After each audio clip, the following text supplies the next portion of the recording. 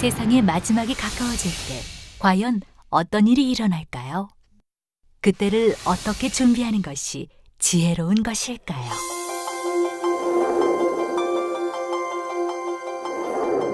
예수 그리스도의 계시라. 이는 하나님이 그에게 주사 반드시 속히 될 일을 그 종들에게 보이시려고 그 천사를 그 종 요한에게 보내어 지시하신 것이라.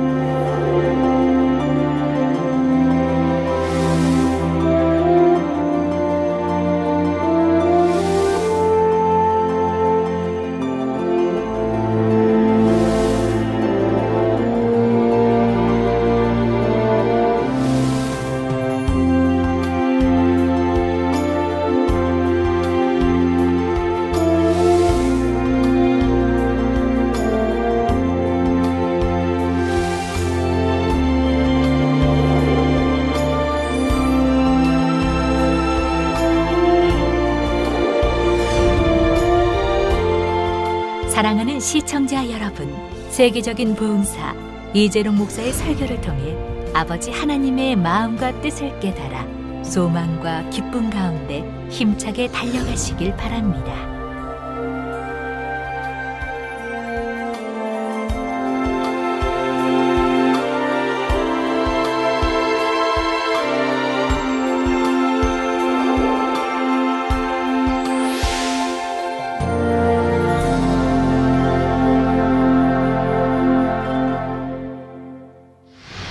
은혜 받으실 말씀은 요한계시록 13장 5절에서 10절 말씀입니다. 또 짐승이 큰 말과 참남된 말하는 입을 받고 또 42달 일할 권세를 받으니라. 짐승이 입을 벌려 하나님을 향하여 회방하되 그의 이름과 그의 장막 곧 하늘에 거하는 자들을 회방하더라. 또 권세를 받아 성도들과 싸워 이기게 되고 각 족속과 백성과 방언과 나라를 다스리는 권세를 받으니 죽임을 당한 어린 양의 생명책에 창세 이후로 농명되지 못하고 이 땅에 사는 자들은 다 짐승에게 경배하리라. 누구든지 귀가 있거든 들을지어다. 사로잡는 자는 사로잡힐 것이요 칼로 죽이는 자는 자기도 마땅히 칼에 죽으리니 성도들의 인내와 믿음이 여기 있느니라. 사랑하는 성도 여러분, GCN 시청자 여러분, 계시록 13장에는 7년 환란 동안 온 천하를 주관하는 짐승이 등장합니다. 이 짐승은 적그리스도를 나타냅니다. 동시에 적그리스도가 세계를 장악하는 데 사용하는 초대형 컴퓨터를 의미하기도 한다 했지요. 그 컴퓨터 안에 각 나라와 사람들의 정보를 입력하여 세계를 철저하게 통제해 나갑니다. 이를 통해 세계의 정치, 경제, 군사 등의 분야를 장악하고 절대적인 권세를 누리게 되지요. 그런데 이 권세는 바로 원수마귀 사단이 준 것입니다. 원수마귀 사단이 적그리스도를 주관하여 자기들이 원하는 대로 세상을 장악해 나가도록 돕는 것이지요. 그래서 7년 환란 동안 적그리스도는 세상 어느 누구도 반발할 수 없을 정도로 강력한 권세와 힘을 갖게 됩니다. 그 힘과 권세를 가지고 하나님을 대적하며 주를 믿는 사람들을 핍박해 나가지요. 이에 대해 본문 5절에서 6절에 보면 또 짐승이 큰 말과 참남된 말하는 입을 받고 또 42달 일할 권세를 받으니라. 짐승이 입을 벌려 하나님을 향하여 회방하되 그의 이름과 그의 장막 곧 하늘에 거하는 자들을 회방하더라 했습니다. 7년 환란 중에 42달 곧 후 3년 반 동안에는 적그리스도의 활동이 본격화 됩니다. 7년 환란의 전반기 3년 반, 후반기 3년 반 나누어지는데 여기서는 후 3년 반 동안에 적그리스도의 활동이 본격화되는 것이 지금 나오고 있는 것입니다. 물론 이미 7년 환란이 시작될 때부터 적그리스도는 점점 더 힘을 얻어가지요. 그러다가 후 3년 반에 들어서면 세계를 장악해 나가는 속도가 급속해집니다. 힘과 권세가 심히 커져서 본격적으로 세계를 장악해 가는 것입니다.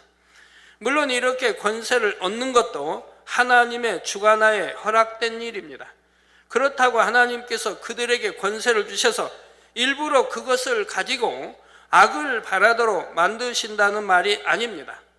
원수마귀 사단은 인간 경작의 섭리 가운데 자신들에게 허락된 권세 안에서 자기들의 역할을 해나가는 것뿐이지요.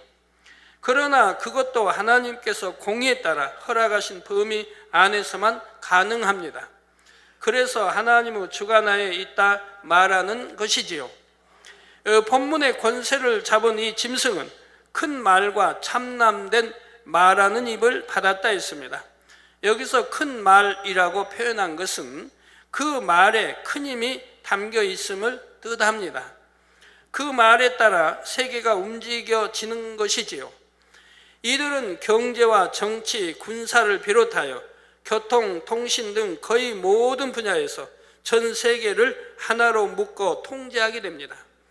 그래서 적그리스도의 세력이 어떤 지시를 내리면 즉시로 온 세계가 일사불란하게 움직이지요. 오늘날을 봐도 어떤 강대국 하나가 명분을 내세워 전쟁을 일으킬 때 주변의 나라들에게 영향력을 행사하여 자신들의 행동에 동참하게 만듭니다. 그러면 약소 국가들은 자신들과 직접적으로 상관없는 전쟁임에도 불구하고 결국은 그 요청에 따라 군대를 파병하기도 하지요. 강대국과의 이해관계가 있기 때문입니다. 동참하지 않았을 때 돌아오게 될 불이익을 피하기 위해서라도 참여하는 것입니다. 바로 그런 이유로 우리가 파병을 전에 올랑 파병도 마찬가지고 또 이락 전쟁의 이런 파병도 그렇고 다 그런 연유에서 이렇게 되어지는 거지요. 그렇지만 모두가 강대국이 원하는 대로 다 따라주는 것은 아니지요. 적당히 눈치를 봐가면서 돕는 신용만 하거나 거부하는 경우도 있습니다. 하지만 7년 환란 동안에는 특히 후 3년 반에는 적그리스도의 권세 앞에 감히 맞설 나라가 없지요. 세계 전체가 적그리스도의 세력 안에 있기에 만약 어느 나라에 협조를 구하면 그 나라는 눈치를 보거나 거절할 상황이 아닙니다. 무조건 그 명령에 따라야지요. 또한 적그리스도의 세력은 컴퓨터망을 통해 전 세계 곳곳을 신속하고 강력하게 통제합니다. 그들의 말 한마디에 따라 유가나 원자재 가격, 세계의 곡물 가격 등이 결정되고 각 나라의 정치, 경제까지도 좌지우지 되지요. 그래서 그들의 말을 큰 말이라 하는 것입니다. 자, 상황이 이러하니 이때 주를 믿는 사람들은 점점 더 어려운 상황에 처하게 됩니다. 적그리스도의 세력은 기독교인을 말살하기 위한 여러 가지 방침들을 세워놓고 그것을 세계 각 나라로 하달합니다. 세계 각 나라들은 그 지시에 따라야 하지요. 그러니 만약 누군가가 적그리스도의 세력을 피해 도망한다 해도 적그리스도의 세력이 잡고자 하면 전 세계 어디에도 안전하게 숨을 곳이 없습니다. 이처럼 세계 어디를 가도 적그리스도의 세력에서 벗어날 수가 없지요. 한번 불순한 자로 지목되어 수배를 당하면 전 세계에서 적그리스도의 앞잡이들이 추적하며 숨통을 조여가는 것입니다. 공항, 항구 등은 물론이고 도시와 지방 구석구석까지 거미줄 같은 정보망을 통해 잡아내는 것이지요. 이와 같이 7년 환란 후 3년 반 동안 적그리스도의 세력의 말 한마디는 엄청난 힘과 권세를 가진다는 사실입니다. 다음으로 참남된 말이란 그들의 말이 분수에 넘게 교만하여 하나님을 대적한다는 의미입니다. 적그리스도의 말은 다 하나님을 회방하는 말이며 사람들을 죄악과 사망의 길로 인도하는 말입니다. 또한 주를 믿는 사람들을 대적하는 말이지요. 이런 말들이 전 세계로 전달됩니다. 이렇게 참남된 말로 하나님을 대적할 때 그들의 방법이 참으로 교묘합니다. 자신들도 하나님을 믿는다고 하는 한 종교 집단을 내세워 교묘하게 하나님을 대적해 나가는 것입니다. 성도 여러분, 어떤 정권이 큰 권세를 잡을 때는 꼭 물리적인 힘으로만 되는 것이 아닙니다. 종교나 이념을 통해 사람들을 정신적으로 묶어서 자신들의 통치 기반으로 삼기도 하지요. 예를 들어 로마 제국 당시에는 로마 황제를 신격화하여 피지배국의 백성들에게 황제 숭배를 강요했습니다. 이때 황제 숭배를 거부하는 사람들은 반역자로 몰아서 처형했지요. 이때 특히 그리스도인들이 많이 순교했고요. 이런 것처럼 적그리스도의 세력도 권세를 잡을 때 특정 종교를 구심점으로 삼아 통치해 나갑니다. 그 종교를 내세워 세계를 통합하려는 도구로 사용하는 것이지요. 그들이 내세우는 종교도 겉으로는 예수 그리스도를 구세주라 부르고 하나님을 믿는다 말합니다. 하지만 실상을 보면 교리를 교묘히 변질시켜 결국은 하나님의 뜻과 멀어지도록 만들지요. 하나님의 말씀에 담긴 참 의미와는 동떨어진 이상한 교리를 가미해 가는 것입니다. 그래서 결국은 그 종교를 따르는 사람들로 하여금 하나님과 주님을 대적하게 만듭니다. 사실 그 종교는 지금도 여러분 분야에서 하나님의 말씀에 벗어난 모습들이 있지요. 하나님께서 결코 용납하지 않으실 일까지 마치 너그럽게 인정하는 것처럼 받아들입니다. 예를 들어 하나님께서는 결코 우상 앞에 절하지 말라 하셨습니다. 오늘날 우리 기독교라고 표현하는 단체들에서도 그 우상과 절하는 그들과 연합하여서 여러 행사도 갖고 또 서로 왕래하면서 축복도 해주고 하는 것 보지 않습니까?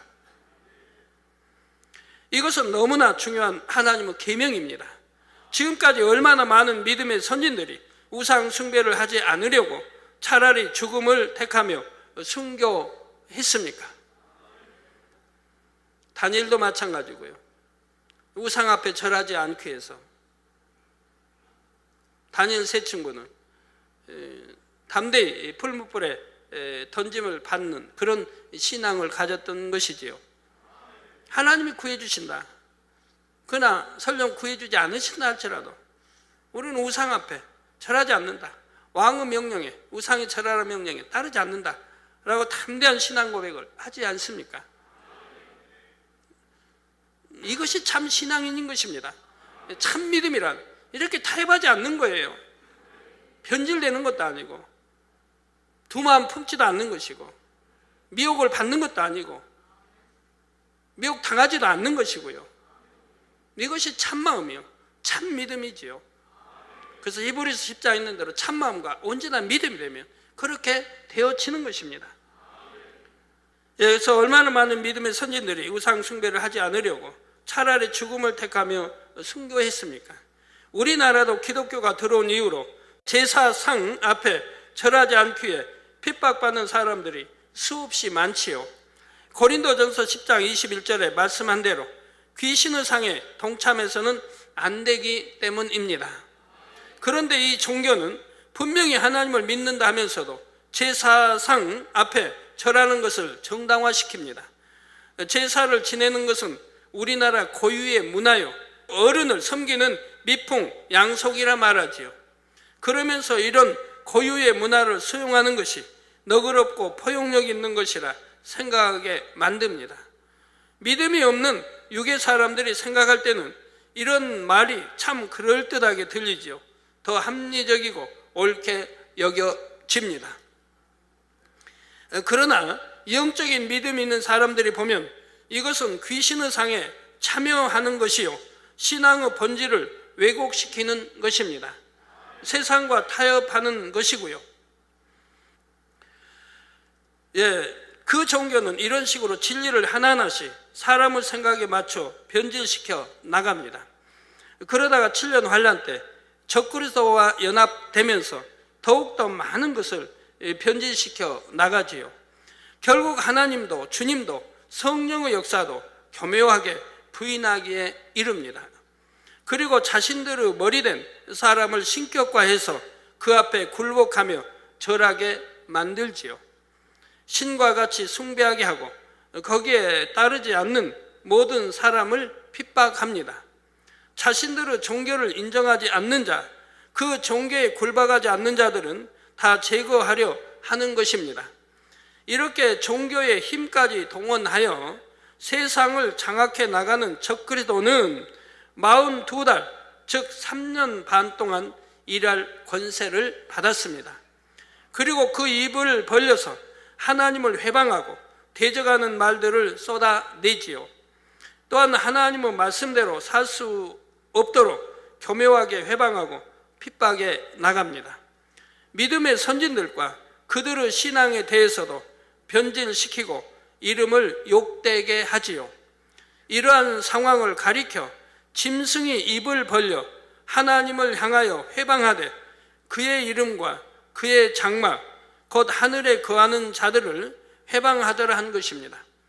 이제 본문 7절 8절에 또 권세를 받아 성도들과 싸워 이기게 되고 각 족속과 백성과 방언과 나라를 다스리는 권세를 받으니 죽임을 당한 어린 양의 생명책에 창세 이후로 농명되지 못하고 이 땅에 사는 자들은 다 짐승에게 경배하리라 했습니다.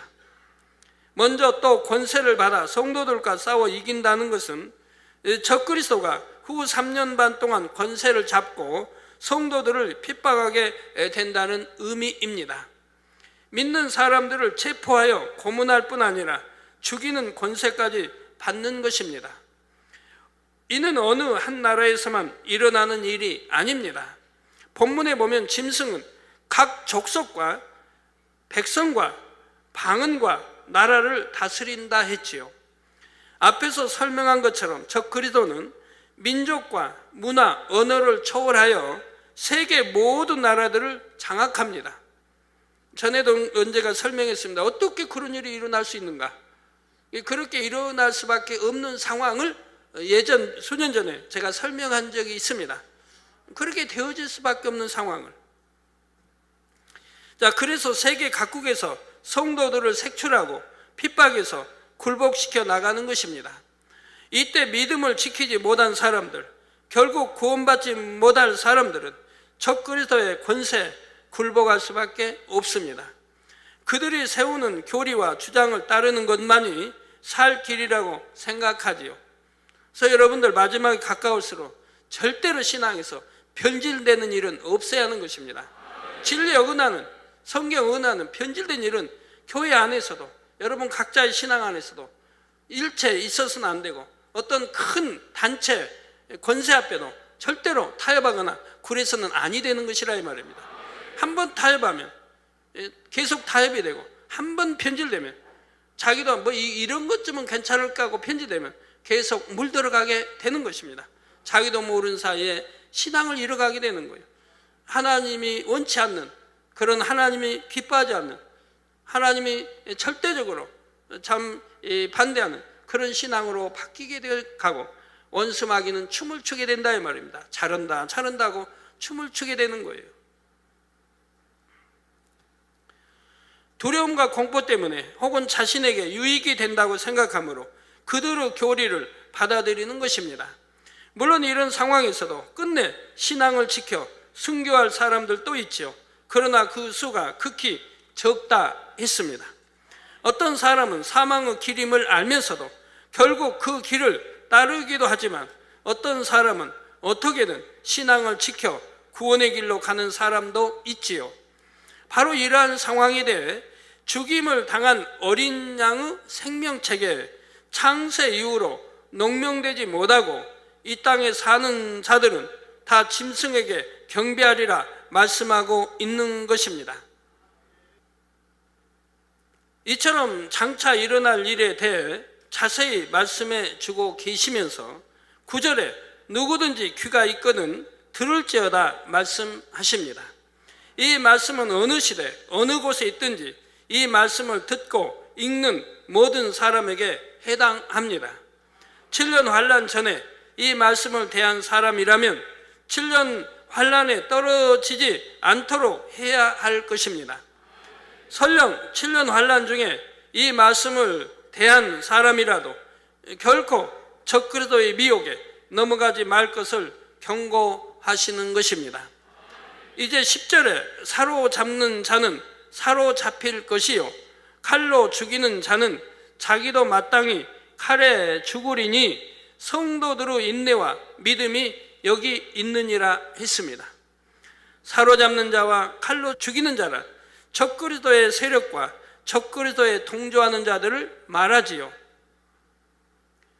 역사적으로도 독재 정권이 위세를 부릴 때는 주변에서 밀고 하는 사람들이 많이 생깁니다. 전쟁 당시 적군의 점령을 받는 지역에서도 서로 고발하고 잡아주는 일들이 많았지요. 이럴 때는 이웃이나 친구, 심지어 가족들조차도 믿을 수가 없게 됩니다. 저도 6.25 때 철저히 체험한 바입니다만 6.25 때 저희 마을에서도 참 똑똑한 사람이었는데 인민군에 협조해서 고발자가 되는 거예요. 동네 누구는 이장을 했다, 누구는 반장을 했다, 누구는 경찰의 가족이다 고발하는 거예요. 경찰 가족 또는 이장, 반장 그런 사람도 면장 무조건 잡아가는 거예요. 잡아가서 막 죽인 때예요. 대창으로 찔러 죽이는 때예요. 총알이 아깝다고 구덩이 파놓고 대창으로 찔려서 거기다 다 파묻은 때예요. 그러니까 그들이 다 보면 같은 일가 친척들이라 이 말이에요. 그러면서 잡아서 이렇게 고발하고 그냥 굉장히 위세를 떨고 다녀요. 저는 초등학교 이제 2학년 때니까 잘 알지요. 굉장히 힘주고 다녀요. 그래서 이럴 때는 이웃이나 친구, 심지어 가족들 같이도 믿을 수가 없게 되어집니다. 자신이 피해를 입지 않기 위해 가족들 간에 서로 고발을 하기도 하죠. 저희 큰 이제 매형도, 저희 큰 누님의 남편도 바로 이렇게 경찰 학교 졸업하고 종로서, 종로 5가 경찰서에 근무를 했어요. 그러다 6.25를 만나서 피난을 와가지고 저희 집에 거했어요. 큰 매형의 집은 저 무안이었고 저희 집에 이제 장성에 와서 저희 집에 이제 숨어 지내는 거예요. 경찰이었으니까. 그런데 고발자가 누구냐? 어머니인 거예요, 그 어머니. 그 매형의 친어머니가 고발자가 된 거예요. 그러니까 저희 집을 온 거예요. 데리러 온 거예요. 어머니가 데리러 왔으니 아들이 그래도 효도하는 아들이라 번연히 죽을 줄 알면서 따라가는 거예요. 저희 어머니도 저희 가족도 어머니도 막 붙들죠. 가면 죽는다. 가면 죽는다. 가지 말라. 그냥 여기 있어라. 그렇게 하지만 아무 소용이 없죠. 어머니가 추녀 내 아들 내가 데려가는데 왜 간섭하냐 이거죠. 만약 이 아들 안 데려가면 우리 가족이 전부가 몰살한다. 그러니까 데려가야 된다는 거예요. 나 결국 데려갔죠. 데려갔는데 집에 들어가지 못하고 바로 이제 집이 이제 이미 눈치를 챌 거 아닙니까? 집을 포위하고 있다는 걸. 그러니까 이제 도망을 갔죠. 뒷밭으로 도망하는데 그때 추수밭인지 해가지고 들어갔는데 안 나오니까 그냥 불을 질러가지고 결국 이렇게 불에 태우는 이런 그런 일이 있었는데 참 비극이죠. 가족이 이렇게 내 친아들인데도 고발자가 되더라 이 말이에요. 마가복음 13장 12절 13절 말씀을 보아도 이러한 상황에 대해 알 수 있습니다. 형제가 형제를, 아비가 자식을 죽는 데 내어주며 자식들이 부모를 대적하여 죽게 하리라. 또 너희가 내 이름을 인하여 모든 사람에게 미움을 받을 것이나 나중까지 견디는 자는 구원을 얻으리라 하셨습니다. 수배받는 사람을 숨겨주면 자신까지 피해를 입을까 봐 고발하는 경우만 있는 것이 아닙니다. 권력에 아부하기 위해 자신과 아무 상관없는 사람까지도 밀고 하여 적그리스도의 세력에 내어주지요. 자, 심지어는 함께 성도라고 했던 사람들 중에도 이처럼 배신하여 밀고 하는 경우가 생깁니다. 그래서 결국 적그리스도의 세력에 의해 죽임을 당하도록 만드는 것입니다. 이렇게 행하는 자들을 바로 사로잡는 자와 칼로 죽이는 자라 하는 것이지요. 그러나 이런 사람들은 반드시 자기 행동에 대해 값을 치르게 됩니다. 적그리스도의 권세가 영원한 것이 아니지요. 그 권세가 아무리 크고 세계를 장악해다 해도 그들에게 허락된 시간이 지나면 영원한 멸망으로 떨어지게 됩니다. 하나님은 허락한 시간이 있는 것이고 그 시간이 지나면 멸망으로 떨어지고 사망으로 죽임으로 당하게 되는 거예요. 아니면 비참하게 그 결과가 나타나게 되는 거지요. 그들과 함께 했던 모든 사람들도 자기 행동에 따라 하나님의 심판을 받게 되지요.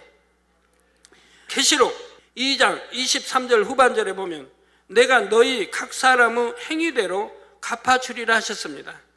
또 데살로니가후서 1장 6절에서 9절에 너희로 환난 받게 하는 자들에게는 환난으로 갚으시고 환난 받는 너희에게는 우리와 함께 안식으로 갚으시는 것이 하나님의 공의이시니 주 예수께서 저의 능력의 천사들과 함께 하늘로부터 불꽃 중에 나타나실 때 하나님을 모르는 자들과 우리 주 예수의 복음을 복종치 않는 자들에게 형벌을 주시리니. 예, 하나님을 모른다. 나는 하나님 모른다. 안 믿는 사람들은 다 하나님 모른다고 하죠. 모른다. 하나님을 모르는 자들과 우리 주 예수의 복음을 복종치 않는 자들, 즉 하나님의 이 말씀대로 살지 않는 자들, 순종하지 않는 자들, 살지 않는 자들, 여전히 죄를 짓고 악을 행하고 하는 자들,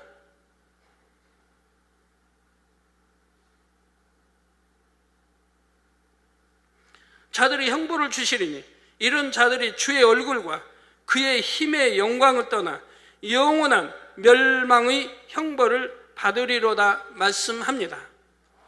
하나님 말씀이니 구약이나 신약이나 수없이 기록되어 있고 그대로 집행이 되는 거예요. 바로 이러한 말씀들처럼 적그리스도의 세력에 동조하여 온갖 악을 행한 자들에게는 반드시 심판이 있지요. 잠시 동안 적그리스도의 세력에 붙어서 이 땅의 권세와 영화를 누렸을지는 몰라도 그 후에는 영원한 형벌이 기다립니다. 그런데 3년 반이라는 기간이 사실 적그리스도에게 고난받는 사람들에게는 심히도 길게 느껴집니다. 언제 잡힐지 모르는 불안한 상황에서 늘 숨고 피해야 하며 잘못되어 잡히기라도 하면 온갖 고문으로 고통을 당해야 하지요. 그러나 이 모든 것을 믿음으로 인내해야 결국은 구원을 받을 수가 있습니다. 그래서 본문 10절 끝에 성도들의 인내와 믿음이 여기 있느니라 말씀하는 것입니다. 하지만 사실 이러한 인내와 믿음이 쉬운 것이 아닙니다. 적그리스도에게 잡혀 단칼에 죽을 수만 있다면 오히려 큰 복을 받았다 할 수 있을 정도이지요. 대부분이 한 번에 죽임 당하는 것이 아니라 엄청난 공포와 지독한 고문을 이겨야 합니다. 사람으로서는 견디기 어려운 고통과 참혹한 일들을 견뎌낼 때라야 참된 인내와 믿음으로 인정받는 것입니다. 여러분은 이러한 고난 중에 빠지지 않고 성령 시대 구원받은 것에 대해 감사할 수 있기를 바랍니다. 이제 다음 시간에는 666 짐승의표에 대해 살펴보도록 하겠습니다. 결론을 말씀드립니다. 사랑하는 성도 여러분, 대부분의 경우 미혹하는 사람들은 자신들의 정체를 교묘히 감춥니다. 예를 들어 미혹하기 위해 다가올 때도 그럴듯한 말로 접근하지요. 미혹하는 사람 중에 이것은 쉽게 돈을 벌 수가 있지만 불법이고 남을 해롭게 하는 악한 일입니다. 또 발각되면 나중에 큰 벌을 받게 됩니다.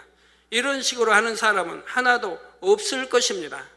이것은 정당한 것이다, 다른 사람들은 몰라서 못하는 것이다 한다거나 이 정도는 누구나 다 한다, 큰 돈을 벌어서 선하게 쓰면 되지 않느냐, 이런 식으로 접근해 오는 것이지요. 이때 사람이 자기 안에 욕심이 있으면 이런 미혹을 쉽게 받아들입니다. 그러면서 나는 불법을 행하려는 것이 아니고 저 사람이 잘못된 것이 아니라고 말하니까 믿고 따라 한 것뿐이다 하지요.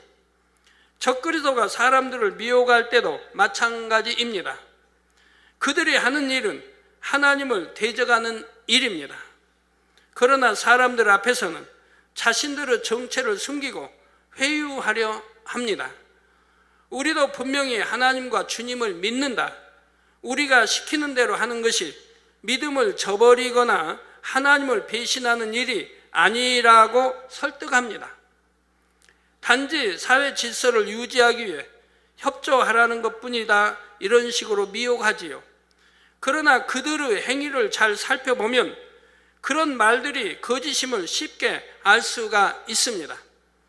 겉으로는 기독교를 따르는 것처럼 말하지만 하나님의 뜻과 완전히 다르게 변질돼 버린 종교이지요. 그런데 막상 죽음의 공포에 시달리며 죽음보다 더한 고문 앞에 있는 사람에게는 이런 미혹이 너무나 달콤하게 들립니다. 분명히 거짓말인 줄을 알면서도 그들의 말을 믿고 싶은 것이지요.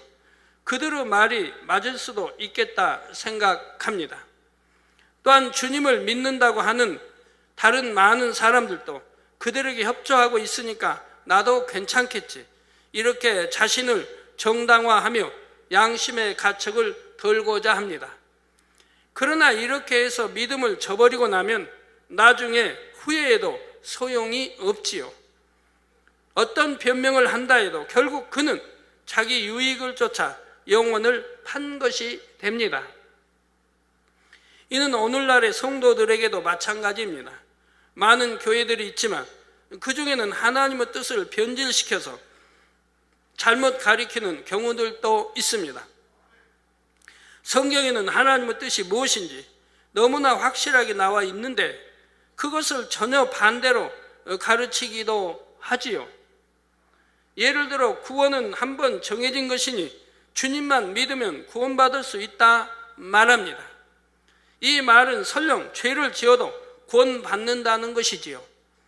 물론 죄를 지어도 회개하면 구원받지만 성경에는 회개되지 않는 죄도 있음을 분명히 말씀하고 있습니다. 여러분들이 어떤 분들은 저에게 이제 회개했다고 합니다. 눈물도 흘리고 회개했다고 회개하고 기도받는데 그래도 치료받지 못한 분들이 있지요. 그러면 회개하고 그래도 기도해서 참 용서해달라고 저도 기도하고 낫게 해달라고 기도해 드리지요. 그렇지만 치료받지 못한 경우도 있는 거 봅니다. 그런 경우 왜 그렇습니까? 여러 사례들을 설명해 드렸죠. 성령 해방이든 거역이든 또 모독이든 또 죄인 줄 알면서 침짓 지어갔을 때, 죄도 가벼운 죄가 아닌데 죄인 줄 알면서 침짓 지어갔다 이 말입니다. 육체일을 계속해 행해 나갔다 이 말입니다. 이런 경우들은 지금 회개한다고 기도받지만 얼른 치료되지 않는 이유가 너무 죄인 줄 알면서 또 더군다나 하나님의 일을 감당해 가면서 그랬다고 하면 더 하나님이 크게 저주할 수밖에 없죠. 죄인 줄 알면서도 진리를 듣고 죄인 줄 알면서도 침짓 죄를 지어갔다 이 말입니다. 히브리서의 6장 10장에 보시면 침짓 죄를 지어가면 하나님이 회개형을 주시지 않는다 했다 이 말입니다. 회개형을 주시지 않는다. 이게 회개하지 못하니까 구원받지를 못하는 것이지요. 그렇지만 꼭 구원받지 못한다는 거 아닙니다. 여러분 정말 통해 잡아가고 이제 여러분이 말씀 안에 살아갈 때는 하나님이 또 긍휼히 이 재단에 역사하시는 것을 봅니다. 그래서 구원받게 하시는 것도 봐요. 그러니까 내 신앙이 뭔지 지금부터라도 내 신앙생활을 어떻게 하는가가 중요한 것이죠. 정말 철저히 통해 잡아가고 예전에 왜 내가 그랬던 거 다시는 그러지 아니하리라 하고 신앙생활 제대로 해간다고 하면 하나님이 긍휼히 여기시죠. 그것보다도 빨리 응답받고 싶으시면 영으로 들어가시면 되는 거예요. 영으로 들어가면 모든 문제가 해결돼요. 여러분 우리 기도받아 치료받지 못하는 분들 있죠. 뭐 휠체어든 왜 그렇게 많은 분들이 치료받는데 나는 치료받지 못하는가? 그런 분도 하나님과 제의담이 흐려지지 않아서 치료받지 못한 분도 영으로 들어가 보세요. 영으로 들어가면 그때부터는 문제가 달라져요. 하나님은 과거를 따지지 않아요. 영으로 들어왔으면 이제 악은 모양도 버렸고 성결되었고 그리고 사랑과 덕과 모든 진리 계명 지키고 빛 가운데 살아가게 되니 모든 지난 일들을 하나님 묻지 않으신다 이 말입니다. 그리고 이제 온전한 믿음이 되기 때문에 그 믿음대로 역사가 되는 거예요. 영으로 들어오시면 되는 거예요. 온영도 아닌 그냥 영으로 들어오시면 되는 거예요. 예, 그래서 죄를 지어도 회개하면 구원받지만 성경에는 회개되지 않는 죄도 있음을 분명히 말씀하고 있습니다. 그런 죄에 해당되는 사람들은 기도를 받아도 낫질 않은 거예요. 그런 분들이. 그러니 이러한 말씀은 외면한 채 무조건 믿으면 구원받는다고 가르치는 것은 결국 소경이 소경을 인도하는 격이 되고 말지요. 이처럼 사람의 생각에 맞춰 진리를 어그러뜨리며 세상과 타협하게 만드는 경우가 있습니다.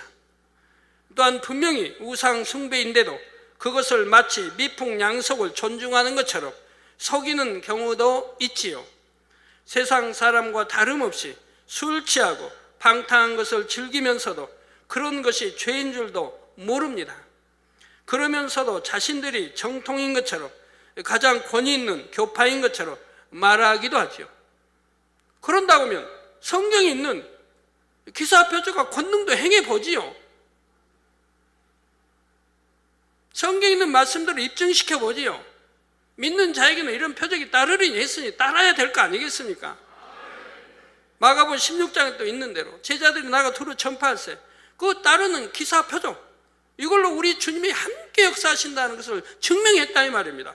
우리 주님이 함께 하신다고 하면 기사 표적도 따르고 권능도 따라야 할 거 아닙니까? 근데 어떻게 기사 표적과 권능을 따르는 권능은 위로부터 하늘로부터 하나님으로부터 온다고 기록되어 있는데 따르는 그런 재단을 그런 종을 뭐 단인이 뭐니 그런 말을 쓰느냐 이 말이에요. 그럼 안 된다 이 말이에요.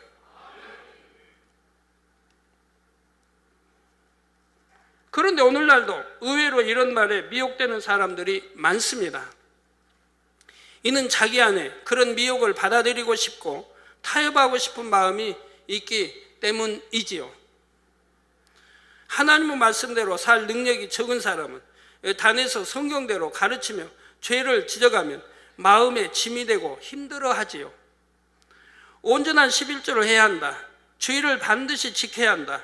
이런 기본적인 것조차 무겁게 느껴집니다. 그러다가 누군가로부터 미혹을 받지요. 그렇게 성경 말씀대로 다 지키게 하는 것은 구약 시대에나 하던 일이다. 신약 시대에는 그냥 믿습니다 고백하면 된다. 설령 우리가 죄를 지어도 하나님은 우리의 연약함을 다 이해하신다. 이런 식으로 미혹하는 것입니다. 그러나 신약 시대에는 구약에 예언된 우리 주님이 오신 시대입니다. 우리 주님이 피 흘리셨고 구세주가 되셨습니다. 우리 주님의 외침은 악은 모양이라도 버리라는 것이고 빛 가운데 살고 죄에 일체 짓지 못하게 가르칩니다. 아무리 주여 주여 부르도 내 하나님 아버지 말씀대로 살지 못하면 구원받지 못하면 우리 주님 누누이 강조했습니다. 죄는 모양이라도 버리라고 했다 이 말입니다. 제자들도 그렇게 가르쳤고 사도 바울도 그렇게 외쳤다 이 말입니다. 스데반 집사도 그렇게 외치고 하나님의 사람들 한결같이 죄는 모양이라도 버리라고 가르쳤지 죄를 지어도 된다고는 한 말씀도 없다 이 말입니다. 여러분 성경 제가 옛날부터 숙제를 준 게 있지 않습니까? 죄를 지어도 구원받는다는 말씀이 있으면 저에게 가져오면 제가 상을 듬뿍 주겠다고. 근데 아직 한 사람도 가져온 적이 없어요. 왜? 없으니까 성경에는. 죄를 지어도 구원받는다는 말씀은 한 말씀도 없다 이 말입니다. 오직 죄를 버리라고만. 구약도 신약도 우리 주님도 누누이 죄를 버리라고만 가르쳤다 이 말입니다. 제자들도 베드로도 사도 바울도 죄를 버리라고만 가르쳤다 이 말입니다. 믿는다고 하면 죽은 믿음이 아니라 산 믿음, 행하는 믿음, 말씀대로 행하는 믿음, 이것이 산 믿음이요 참 믿음이라 이 말입니다. 자, 그러면 마치 미끼를 무는 물고기처럼 덥석 그 말을 받아들이는 것이죠. 미혹하는 말의 말입니다. 결국 하나님의 말씀대로 진리를 가르치는 교회를 떠나버리고 맙니다. 여러분 이런 재단 그렇게 기사 표적과 권능이 많이 나타나고 전도도 여러분이 열심히 하는데도 왜 지금 크게 부응하지 못합니까? 이렇게 말씀대로 살기 힘든 세상에 살고 있다 이 말입니다.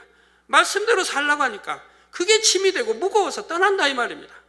말씀대로 못 살겠으니까 끊을 거 끊어야 하는데 못 끊겠고, 말씀대로 못 사니까 보지 말할까 안 봐야 되는데 맨 놈은 미혹받고 보고 싶고, 음란한 거나 보고 싶고, 마시고 취하고, 뭐 세상 오랑 끝이 못하고, 그러기 때문에 이 채널을 떠난다 이 말입니다. 그렇지 않는다면 하나님 함께 하신 재단, 구원받아 천국 갈 재단을 떠날 리가 없는 것이라 이 말입니다.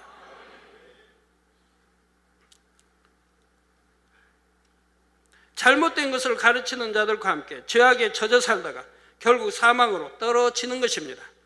그래서 휴고되지 못하여 땅에 남겨지고 나면 그제서야 가슴을 치고 후회한들 무슨 소용이 있겠습니까? 고린도후서 11장 14절에서 15절에 이것이 이상한 일이 아니라 사단도 자기를 광명의 천사로 가장하나니 그러므로 사단의 일꾼들도 자기를 의의 일꾼으로 가장하는 것이 또한 큰 일이 아니라 저희의 결국은 그 행위대로 되리라 했습니다. 이런 어둠의 미혹에 넘어가는 어리석은 일이 여러분 중에는 결코 없어야 할 것입니다. 오직 하나님의 말씀으로 분별하십시오.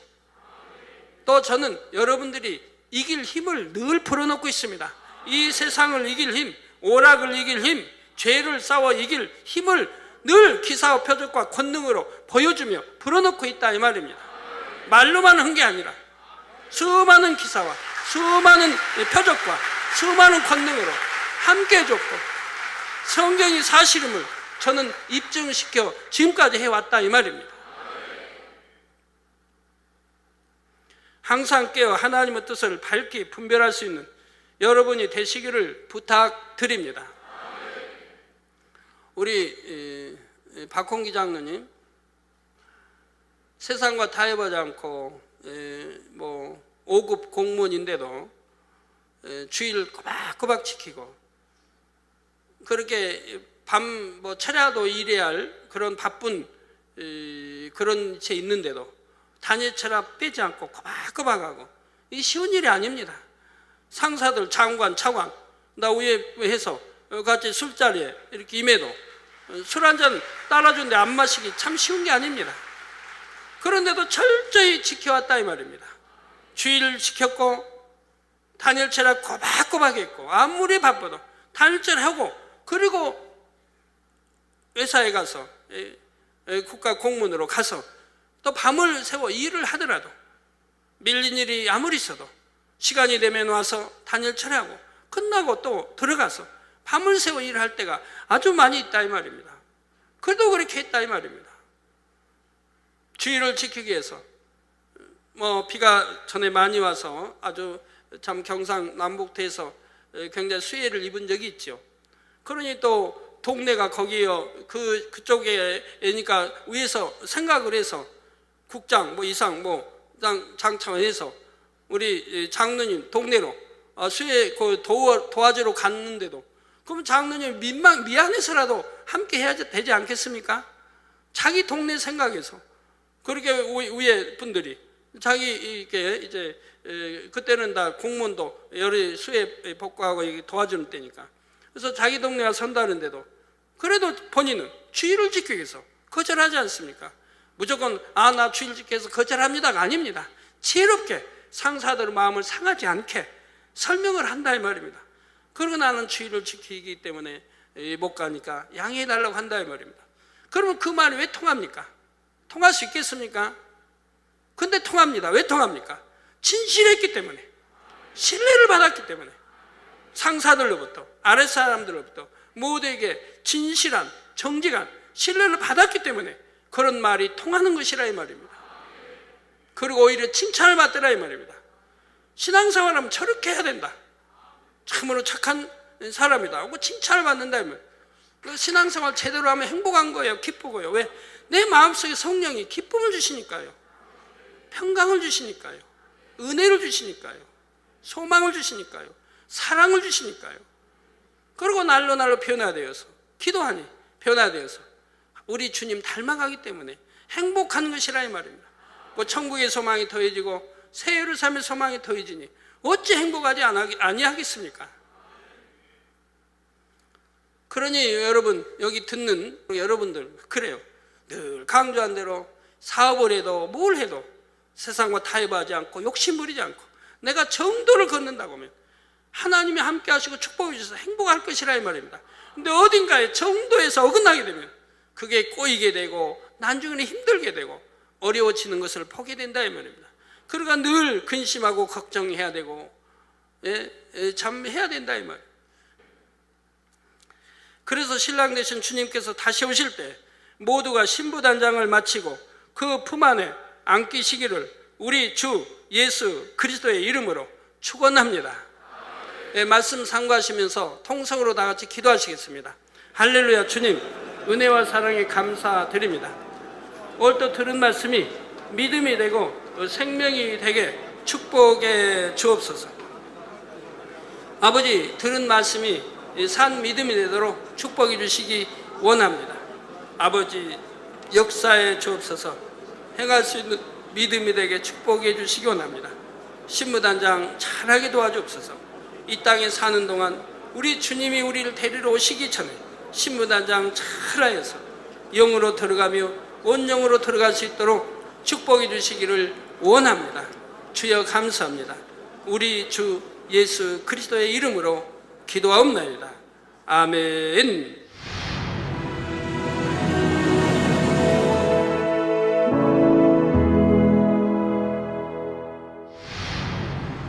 할렐루야. 전능하신 사랑의 아버지 하나님, 이 시간 기도 받는 모든 성도님들 위해 안수하여 주옵소서.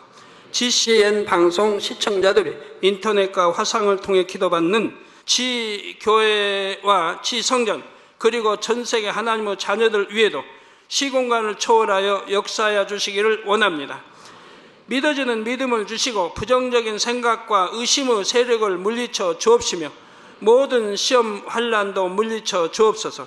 머리부터 발끝까지 오장육부 뼈 마디마디 온몸의 신경 조직 세포 등 아픈 곳마다 성령의 불로 태우시고 근본의 빛으로 역사하여 주옵소서. 예수 그리스도의 이름으로 명하노니 원수마귀 사단 모든 질병 균 연약함아 물러가라. 빛이여 임하라. 모든 불치 난치병도 성령의 불로 태워 깨끗하게 역사하여 주옵소서.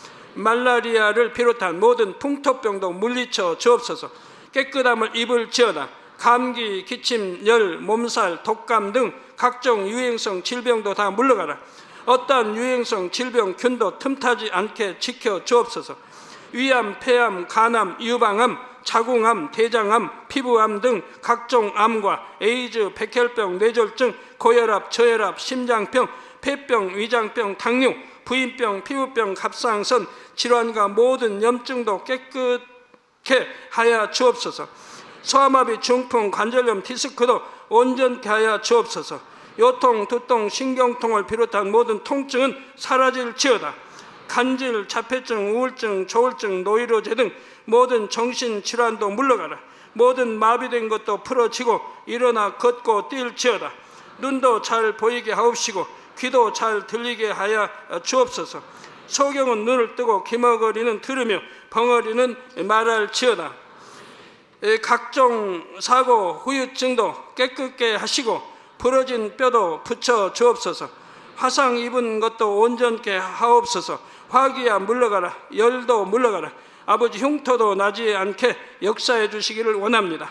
마약을 비롯하여 각종 약물과 독극물 중독도 깨끗함을 입을지어다. 죽은 신경과 세포가 살아나며 죽은 자도 살아나게 하여 주옵소서. 잉태의 축복도 주시기를 원합니다. 잉태 축복을 받으라. 예수 그리스도의 이름으로 명하노니 원수마귀 사단아 하늘 공중 곳에 잡은 악의 영들아 물러가라. 그의 사자들도 물러갈지니라. 이 땅의 악한 영, 더러운 영, 거짓되고 간사한 영, 이간질하고 미혹하는 모든 어둠들은 물러가라. 모든 흉악의 결박을 풀고 어둠아 물러가라. 빛이여 임하라. 아버지 하나님, 부르짖어 기도할 수 있는 능력을 주시고 죄를 버리고 성결될 수 있는 능력을 주옵소서. 영혼이 잘됨같이 범사에 잘되게 하시고 가정의 복음화도 이루어 주시기를 원합니다. 한 주간도 모든 사고와 재앙으로부터 지켜주시고 불통이 없는 형통한 삶을 살 수 있도록 축복해 주옵소서.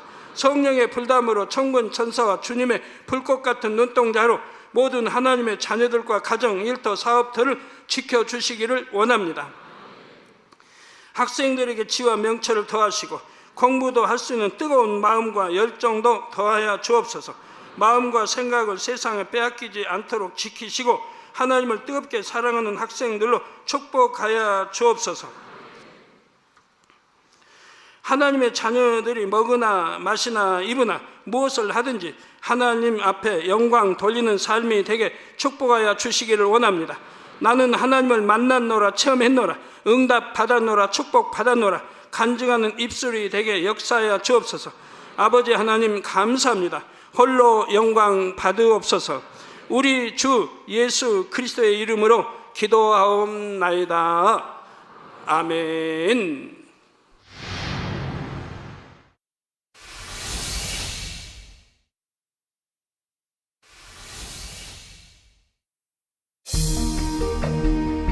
이 세상의 마지막이 가까워질 때 과연 어떤 일이 일어날까요?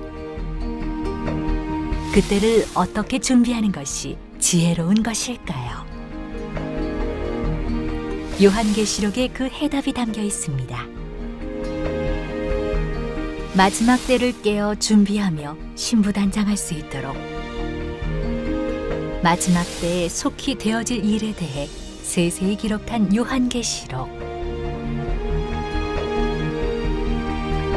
사랑하는 시청자 여러분, 세계적인 부흥사 이재롱 목사의 설교를 통해 들은 말씀을 지켜 행함으로 진정 복 있는 사람들이 되시길 바랍니다. 오늘 말씀 본문을 통해 여러분을 향한 하나님의 뜻을 묵상해 보시겠습니다.